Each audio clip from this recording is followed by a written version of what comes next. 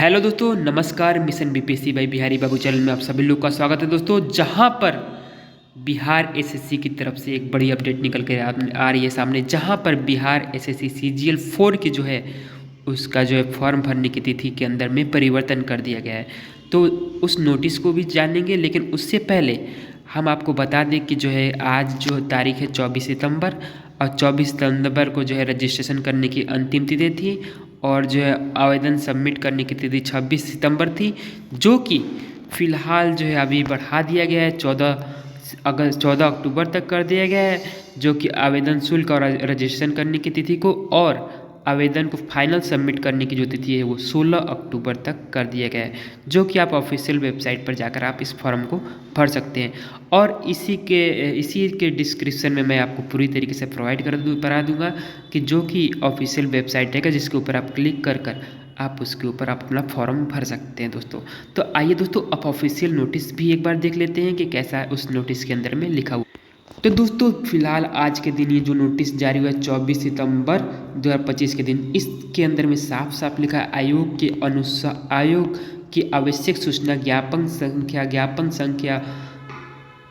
2987 जो है दिनांक 4/8/2025 एवं ज्ञापन संख्या के अनुसार चतुर्थ स्नातक स्तरीय संयुक्त प्रतियोगिता परीक्षा विज्ञापन संख्या 5/25 का कार्यालय प्रचारी विशिष्ट का, और इसमें साफ साफ लिखा है कार्यालय प्रचारी का भी जो है, जो कि विज्ञापन संख्या 6/25 है, उसका जो आवेदन जो प्रकाशित हुआ था, जो कि 25/8/25 से लेकर 26/9/2025 तक की तिथि निर्धारित की गई थी, और उसके आवेदन की अंतिम शुल्क जमा करने की तिथि 24 सितंबर थी।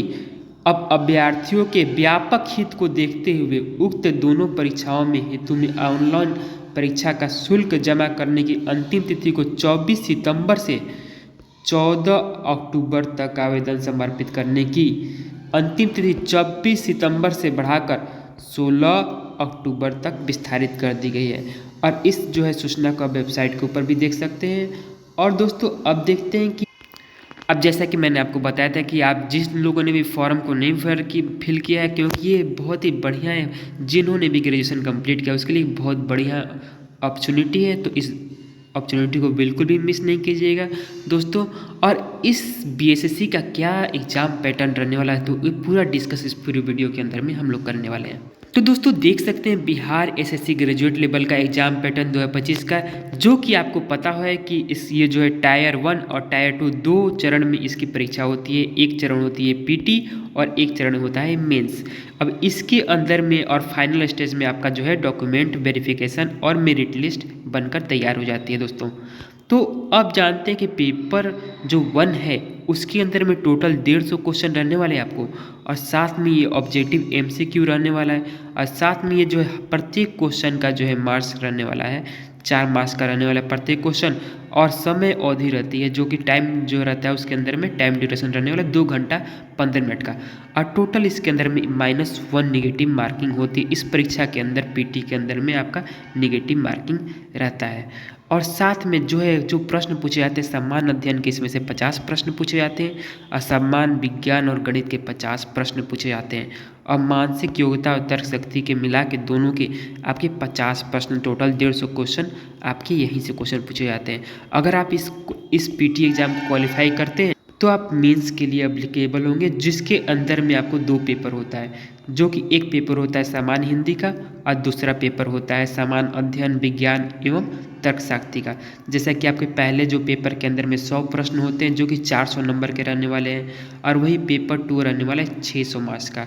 और सामान्य अध्ययन और सामान्य विज्ञान तर्क के टोटल 150 क्वेश्चन रहने वाले, जिसको जो कि 600 मार्क्स का होते हैं, और इन्हीं के आधार पर आपका जो है मेरिट लिस्ट तैयार की जाती है। अब एक बार फिर से हम लोग जो है बीएसएससी ग्रेजुएट लेवल का जो है सिलेबस के ऊपर हम लोग जो है एक नज़र दौड़ा लेते हैं कि पीटी का सिलेबस क्या रहता है। तो पीटी के सिलेबस में आपका जनरल स्टडी के अंदर में इंडियन हिस्ट्री, ज्योग्राफी, सिविक्स और करेंट अफेयर्स, और जो बिहार रिलेटेड करेंट अफेयर्स है वो पूछे जाते हैं, और साथ में जनरल साइंस और मैथमेटिक्स, जो कि फिजिक्स, केमिस्ट्री और बायोलॉजी, जो कि 10th लेवल का रहता है। और साथ में आपको मैथ के अंदर में अरिथमेटिक, अलजेब्रा और ज्योमेट्री और स्टैटिक आपको देखने को मिलने वाला है। और वहीं मेंटल एबिलिटी जो रीजनिंग जो होती है उसके अंदर analogy, coding, decoding, series, puzzle और वेन डायग्राम के आपके क्वेश्चन आपको आते हैं। या तो आप जो है इसका नोटिफिकेशन डाउनलोड करके आप इसके सिलेबस को पूरी तरीके से आप देख सकते हैं।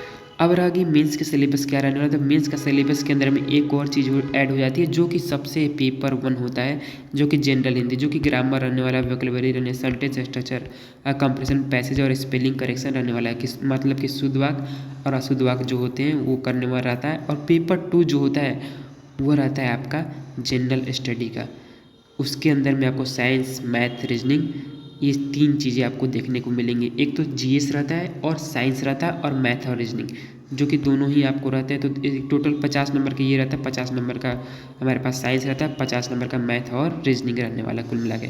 और जो है पीटी की तरह ही इसका सिलेबस भी लगभग सेम ही रहता है। अब फाइनल स्टेज में आपका वेरिफिकेशन होता है और आपकी जो है मेरिट जिसका अच्छा है मेरिट लिस्ट में जो आएंगे उनका सिलेक्शन हो जाता है। दोस्तों धन्यवाद। वीडियो अगर अच्छी लगी हो तो आप वीडियो को लाइक और चैनल को सब्सक्राइब करना बिल्कुल भी नहीं भूलिएगा। और हाँ दोस्तों, डिस्क्रिप्शन में मैं जो है इस एप्लीकेशन फॉर्म का जो है आपको लिंक डाल दूँगा। और जय हिंद दोस्तों। चैनल को सब्सक्राइब जरूर कर लीजिएगा दोस्तों। Mission BPSC by Bihari Babu channel को आप जरूर से जरूर सब्सक्राइब कर लीजिएगा दोस्तों। धन्यवाद।